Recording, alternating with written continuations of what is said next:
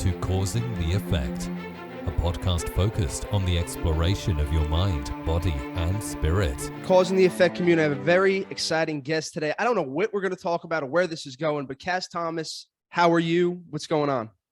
Hello, dear. I am awesome, and I'm so delighted to be here with you. Brother from another mother. I know. We've been connected on many levels here. Just so everybody knows, Kass is a business entrepreneur, motivational speaker, empowerment coach, basically the queen of communication. And we'll start it here. This is probably what the episode will be tailored on. How did this journey look of communication? Was this something that naturally as a child you knew you wanted to be involved in this? And was this something that you were fearful of to begin? Because I have a double-edged sword with communication. Wow. Well, a lot of times we have a double-edged sword with things, but it's, I guess, something that since my childhood, yeah, thank you for asking that, I've always been doing, you know what I mean? Communicating with people and getting people to communicate with themselves to recognize their unique, brand of magic, as I call it. So inviting them not to be sad, you know what I mean?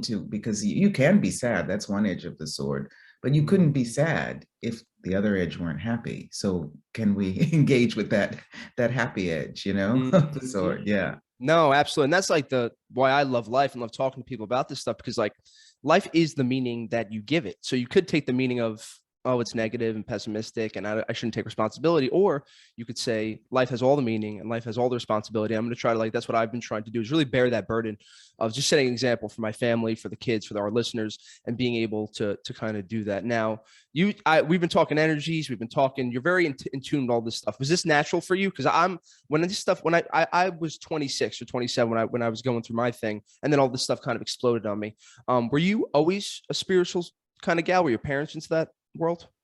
It's interesting to know if it's spiritual or not. But as a kid, I mean, I don't know how I got this book, Seth Speaks. So I would say yes. That's my fast answer. Yes.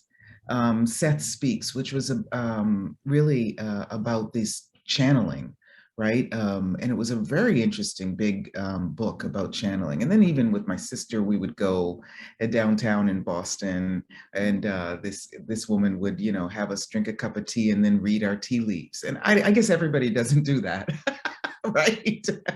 Have their tea leaves. Some people have their coffee leaf, things read.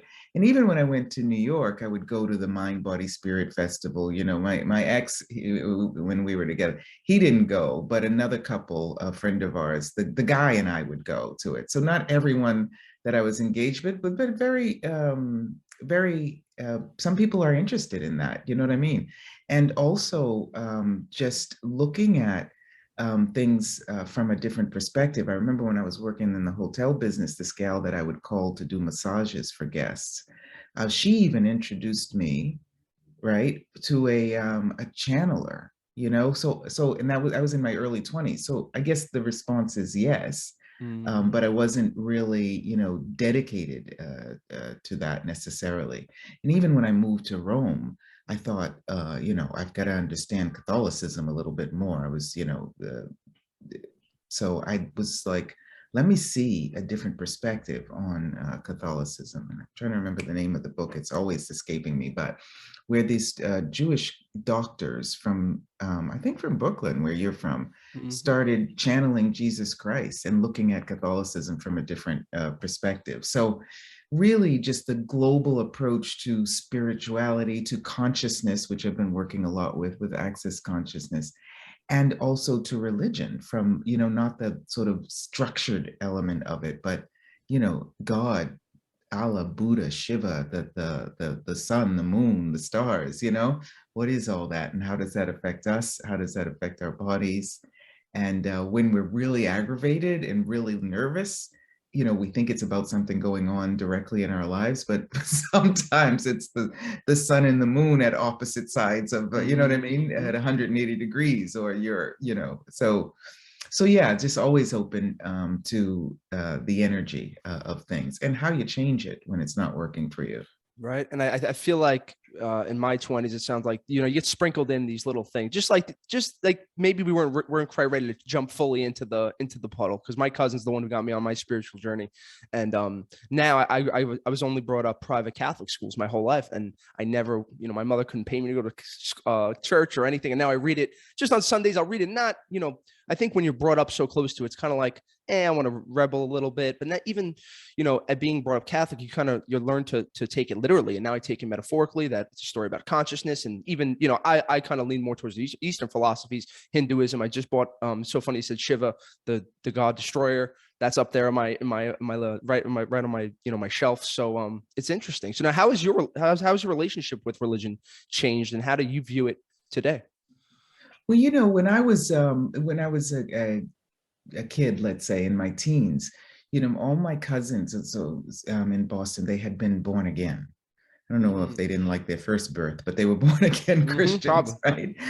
And I was always talking about the universe, and it was naming the universe, and we weren't really communicating, in the same way. They were like, yeah, that's, something strange.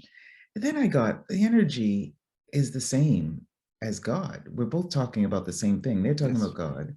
I'm saying the universe. So if I were to use the words, the first communication language is energy. So we have to reduce it and define it, right, into words. But if we're using a word that someone else is willing to hear and to get, then the communication you have with them flows in a very different way. Yeah.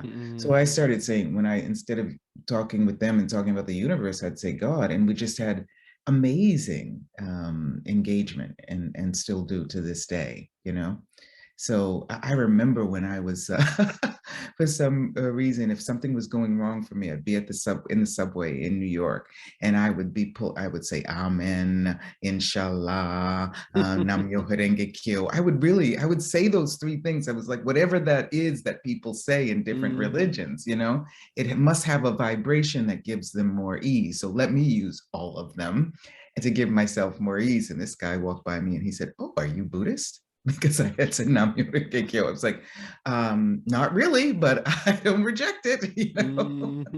No, that's such a beautiful way to look at it, because that's why I think spirituality is going to end up really, it's changed, right? The last 10 years now, more people talk about it. It's more kind of attached to mental health and clarity. And I think looking at different aspects of it at least gives me so much curiosity, because it's all growth in some sort of way. Now you could get overwhelmed with, I'm reading this, is it Hindu philosophy, is Theravada Buddhism, is Mahayana Buddhism. There's so many different ways to go, but that's the beautiful part of it. Like I just lean more towards Hinduism in my studies, just the Om. So when I meditate every day, an hour and a half, I'm sitting, just listen to the Om noise, and those sounds just bring me into a set of peace and clarity. And I try to tell people, like, whatever you got to do in the morning, like my little cousins who when I say meditation, they're like, "Oh, what are you gay or something? Get out of here." Like, I'm like, sit with your thoughts for 10 minutes, whatever you want to call it, just do it. And these things kind of give you an awakening of sorts. Now it's so funny, in my day job, I got kids coming and say, "I can't deal with this anxiety. Could you teach me some meditation?" I'm like, I guess it's not really what we do. Let's have a class on it. So it's fun seeing this, like, this change in just the culture and how we kind of need social sciences, and we need the spiritual side to catch up almost with technology and all this craziness going on in the world. Absolutely. And, it's, the way you wake up in the morning, right? If you're willing to connect with you, that's always what I'm inviting people to do, to connect with the truth of who you are. And it could be something as simple as just putting your hand on your heart and feeling that beat that your heart is, in the morning. Taking a breath in, a breath out, you can't get breathing wrong if you're still alive, right? You're breathing just fine, And the way you start your day, the way you see the world, from your perspective, is your unique approach to communicating with people. But if you start the day with all those thoughts in your mind, and just think of our mind, if we're like at Einstein level, where we've got 10% of our brain capacity is our mind, right? But look how much of a small part of us that is. The brain is in the head, the mind is 10% of that. And what about the rest of the body? What about your heart?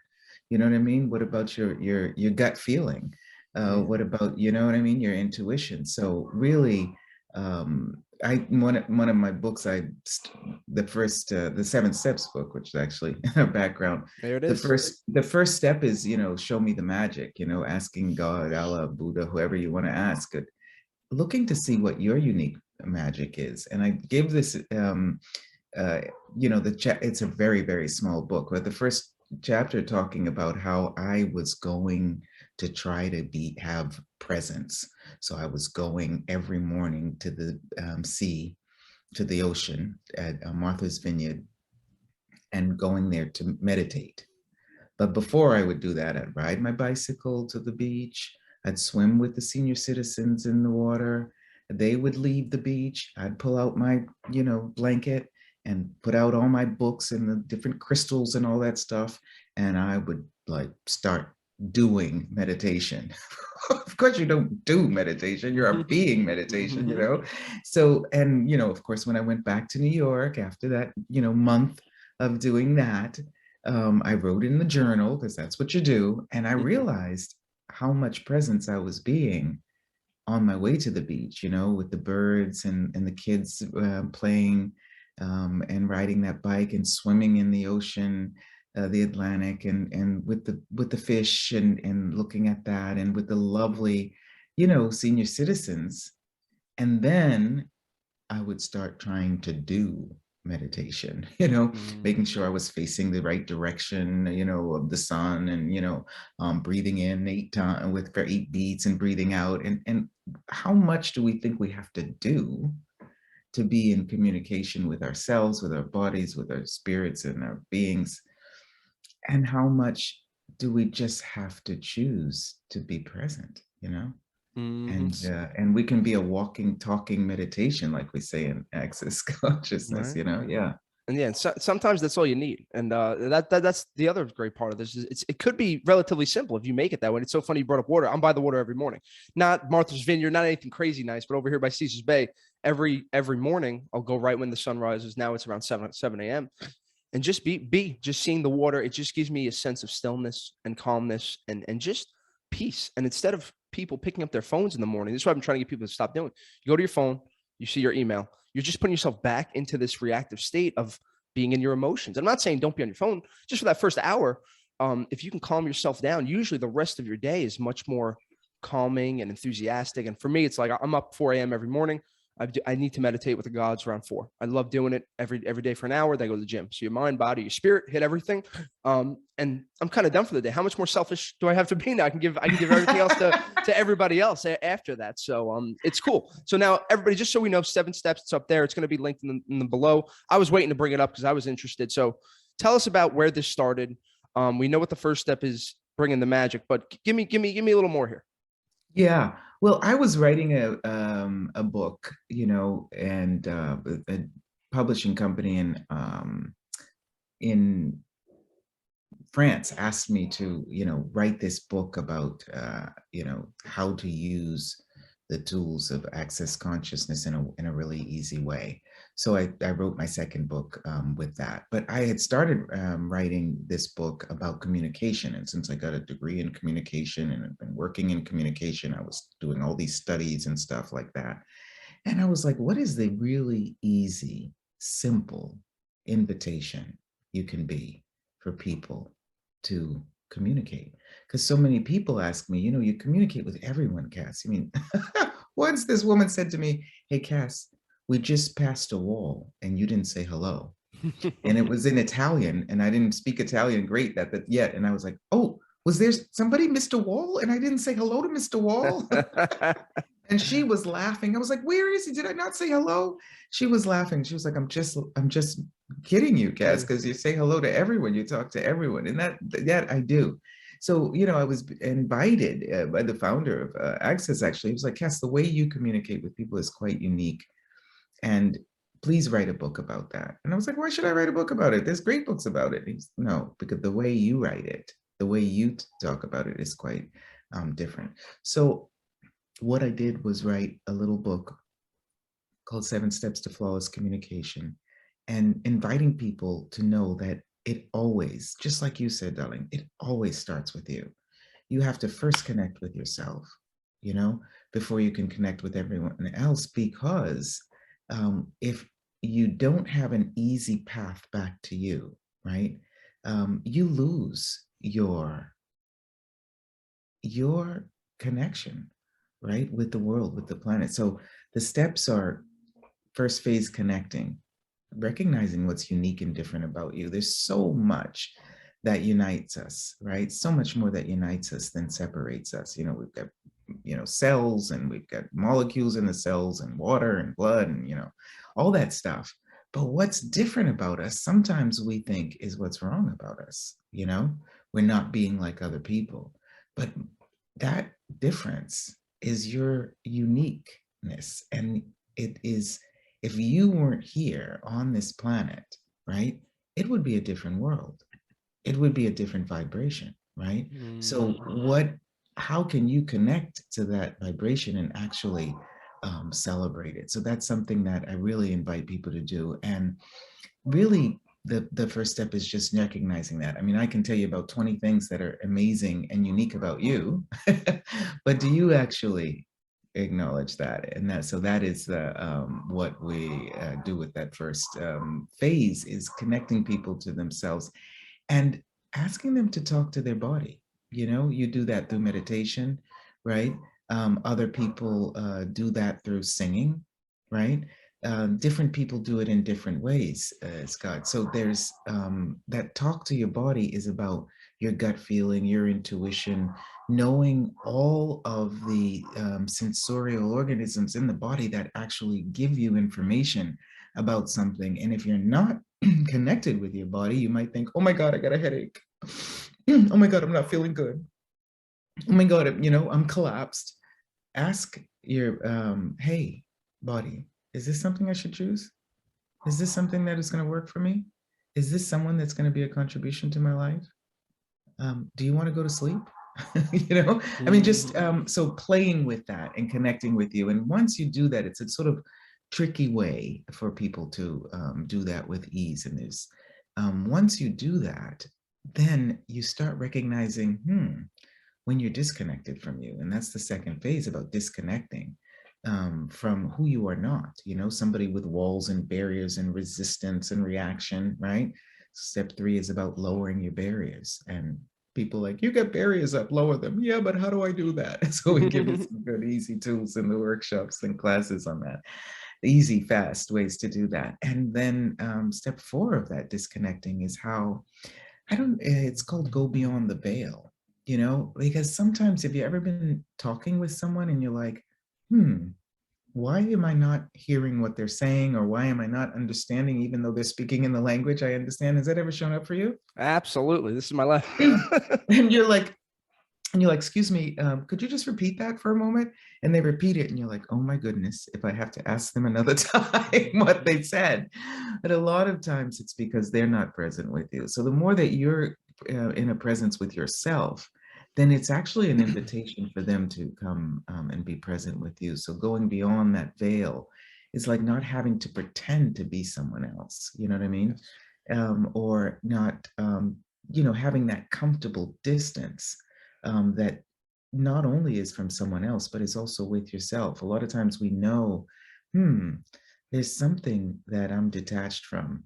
We might even know that it's ourselves, but we've been detached for so long, we're not even sure how to get back there. So connecting with you, recognizing when you're disconnected with you, and it gives you a much easier way to reconnect, not only with you, but with other people in a very different way, so that you don't feel judged, you don't feel a lack of self-esteem because of the way someone communicates with you. Everyone communicates in a different way.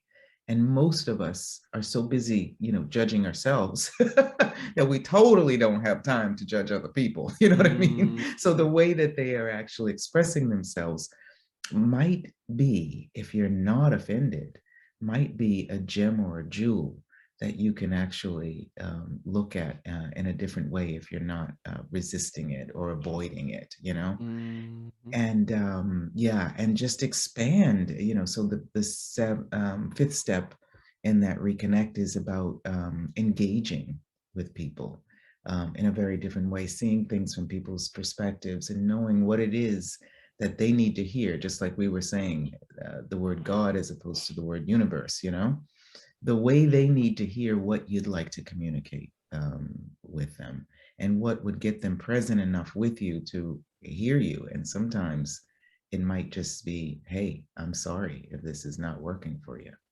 you know? And the moment you're sorry it's not working for them, they're like, okay, I'll listen to you, So really how to engage with people. And once you have, connected with you, recognized when you're disconnected, and then approach people knowing they must have a unique brand of magic too. There must be something different. Even if they're the most boring person you've ever met in your life, how could you possibly be boring with all this stuff going on in the world, right? With all the movement there is in our bodies, right? With the mind that is always moving. They must have a really huge talent in order to reduce all that into something that's boredom, So when you approach somebody from that perspective, knowing that there must be something unique and different about them, that opens up a space where they can feel comfortable being themselves, Yeah. Does that ever show up for you? Absolutely. No, and I love everything that's going on here, because there's hints of Buddhism, of letting go and surrendering, but there's also this feeling. And I think for me, surprisingly, and even a lot of, I'd say guys in the Western, the Western world here, it's like a lot of thinking, a lot of doing, a lot of being a man. And like, I've been trying to work on this feeling thing, because it's honestly, it's hard for me, particularly with women, particularly relationships, because I don't get women. What can I say? But, so I love that side of it, just sitting and feeling, because I think these things are so undervalued in today's world. And like, these are tools that are so useful, but they're like, you can't make money off them. You can't, they're too simple to tell, and people don't want to do it. That's why, I have a Tony Robbins coach, and I love the masculine energy to do and be and get stuff done. But I think equally, you need that creative energy, that yin, that feminine quality. And I think both are equally important. That's what I'm realizing in my life, at least. So. Absolutely. I was just going to say that. I love your telepathic I try. capacities. Yeah, well, no, you're not trying, you're being and Yeah. doing. You can't try, you can't try it. Well, you can succeed in trying. Yeah. But if you want to stand up, you don't try to stand up, you just Right. stand up, Just right? do Yeah. it. Yeah. No, and Yeah. that's what I've been trying to do this year, is like set an intent, but watching the quality of my consciousness, being truly present in every moment. And some days you'll miss it if you're hungover or this or that. But my life has been like so vibrant. It's just so much. I'm just being here, because like, what else is there except me and Kass talking right now? There's nothing. There's not the past. There's not the future. Just now. This is the eternal present moment. It's beautiful. Absolutely. And even if you're like hungover and you're not resisting that or feeling bad about that, you will actually, when you're engaging with somebody who has that same kind of vibration, you'll actually have a way of communicating with them that worked for you. So that's really about, reconnecting with people and expanding your zone of awareness. Like you said, an infinite being in a body with a mind, with a soul, and you happen to be in a male body, but we all have that yin and yang, Yes. we all have that. So when you're expanding your zone and being able to see things from women's perspectives, you know what I mean? Then, what the question you might ask them, and the lack of resistance or avoiding them is something maybe that they haven't had in a while. You know what I mean? And this is great with different religions. It's great with different, cultures, with different languages, with different races, and it's really quite extraordinary. And that allows you to establish true connection. That sixth step is about expanding your zone so that you don't collapse inside physically, but also that what you come up with to say to someone happens to be exactly what resonates with them, and so that they can engage with you. And that establishing true connection is about the seventh step, which is connecting with the earth, because this is our home. Just like you were saying, we're here now. We're here together now. And so we are at home together. It's the same home. Our home is planet Earth. So when you are really establishing that true connection, you never feel out of place, right? And you're always engaging with people who have the same home as you do. And it's a very different approach. I have teachers around the world who are teaching also the 7 steps program. I just did something with these 3 doctors, one's a psychiatrist, one's a medical doctor, one has different clinic and works with different things. And they love the simplicity of communicating with people and inviting their clients and their patients to really connect with themselves, right? Don't go into resistance and detachment from themselves, so that they can really make different choices, just like you're doing in your life at the moment. Like, what is it that is going to create more for me? Why am I here on this planet? Why did I choose to be here now? And that helps you enjoy your work, enjoy your relationships, enjoy your working out in the morning, enjoy, seeing the sea wherever that is, or the ocean. Yeah. Yeah. Yeah. It's great. No, it is. And you're just talking about creating, right? And it seems that you're pretty good at this creating stuff, because all the people I talk to have this vision of like what pulls them forward, right? And that's my question for you is, when did this vision become clear that this is your purpose, your passion? Was during the concierge, was during, your time in Rome? And then secondly, my second question, I've been getting this email saying, Scott, I'm kind of stagnant and I want to do things, but I work this job 9 to 5, and I want to do, we all have these little things. How do I get moving? And my thing is, you have to do something. You have to take action, right? But I'm sure this is an issue that you deal with. So there's two questions there, and I'll let you answer any way you wish, Kass. Yeah. Well, I mean, how do a lot of times we're doing mundane things, you know what I mean? It might be a job, but if we're willing not only to, pay the rent, or whatever that is, but just to ask some questions, what is it that I can not only receive, a paycheck or whatever that is, but what can I gift to the world? You know what I mean? If I were to leave this planet tomorrow, what would I like for people to remember and know about me? You know, and just asking that question, not looking for an answer immediately, but see what shows up in your life. See what actually entertains you. See what you actually like to do. See what it is that when you are engaged with someone or something, that time is non-linear, that you might forget to eat, you might forget to sleep. What is it that makes you laugh? You know what I mean? What is it? Because when you laugh, you are completely detached from all of those structures and forms and ideas, and mental thoughts. You're actually completely connected with you and your body, and it's nurturing. It's nurturing for you. So that is a suggestion to ask. I love to sing. I didn't choose that as a career, singing career, but I sing all the time. And it was so funny when I started, facilitating, and coaching, and doing classes and workshops around the world. And a girlfriend of mine said, "Oh, do you ever, do you sing in your classes?" And I was like, "What?" Sing in the classes? No, I'm training people. And she was like, "Oh, I'm just asking because you sing all the time. Like every time we're together, she's a singer actually." Okay. And so, singing, not having to be a professional singer, but singing. She's like, "You sing great. You sing all the time."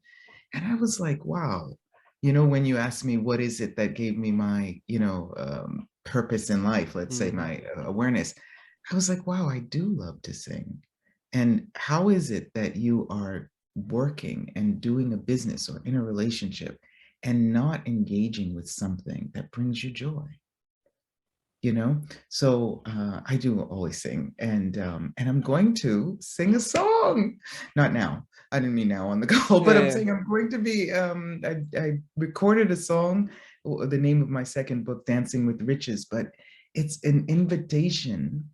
It's almost like a meditation type of song, an invitation for people to recognize what's the wealth, what are the riches of your life, what that you can engage with, and recognize that life, it can be difficult, at times it weighs you down, but you don't have to go through it with, every day with a frown. Those are the words for the song. Take a Oh, look at the brighter side. Be strong, be ready, be free. Learn from your failures and be all you can be. Dancing with riches. There is oh. no better way. Dancing with riches each and every day. Yeah, dancing with riches. Keep your negative thoughts at bay. Dancing with Riches. There's so much more to say. Yeah. So I'll That share it with is you, beautiful. Yeah, buddy. please do. I will share It's it with tomorrow, you. I'm right? so excited. This is happening tomorrow, right? Yes, I'm gonna be doing it tomorrow. You like the lipstick? I I'm not love sure it. if I it's, see you get all ready okay. for me. I put This is great. Are you ready for this tomorrow? Like, is it something you have to prepare for? You just kind of go in the studio and let it go, right? Well, I am prepared. I've got some people who showed up in my life. A friend of mine who's a musician. He helped with the words and the music that we recorded a few months ago. And I met a director, film director. She's going to be directing us as we sing the song together. Mm. And my brother-in-law, who lives downstairs, is a photographer, so he's going to be the one filming. And I've got a, makeup artist, and we'll see. That's Yeah. fun. Now this book Isn't it came fun? out. Did this book come out after Seven Steps or before? No, it came out. Yes, it did come out after. It came out Okay. first in French because the Okay. French, were pushing me because they're like, there's so much on access consciousness. We want a woman's book, and we want, a book that get easy tools. So it's basically about, the journey of my life in different areas. That second book, Dancing with Bitches, about how to relate with yourself, and giving a lot of. It's a how-to book, Mm. lots of experiences that I've had, and just asking, if you've ever had this experience or this is going on for you, use this tool, this access tool. And so lots of tools for people to use relating to your body. I had the most sexy body. I mean, it's still looking good, baby, but Oh yeah. and I never saw it before. At 22, I think my brother sent me a photo of me and my dad, and I was like, I never even saw that body at the beach, right? I was like, I never even saw that body before. So how much of us are we not seeing? If we're not willing to see it from various perspectives, or we're just resisting it, or avoiding seeing ourselves. So it's an invitation for people to really recognize the wealth, the riches of their life. So with yourself, with your body, with other people, relationships, talking about my relationships with different people and how to look at it from a different perspective and not feel wrong about it. And then with money, lots of people have, you have a nice conversation about someone, about creating something, then you get to talking about, okay, money, and the energy changes, the Yeah. tone changes, you know what I mean? So inviting people to have more ease with that and giving some tools, and then with business. And it's the 5th chapter. And the 6th chapter, which is very small, is about, do you want to live your life with a purpose, or do you want to live your life purposefully? And just like you say, when you wake up in the morning and you're at the sea, looking at the ocean, and then, doing a meditation, and then going and working out, and then, it's living your life purposefully, and so the Mm. rest of your day is blessed. I mean, anyone who's running into you the rest of the day, even if they're just walking by you in the street, that space, that energy, that vibe that you are, is a contribution to the people, the animals, the grass. Yep. I'm sure there's some grass saying, please walk on me, please walk on That's me, what it because feels like. everyone else is walking on me. They're so tense and dense, and the flowers might be like, oh, let me be shining for him, and that's a gift, that's a gift that you are. No, thank you. And that's like, I was just doing it to be selfish. Like, oh, I just want to be in my best optimization. But then all of a sudden, oh, there's just something about this kid.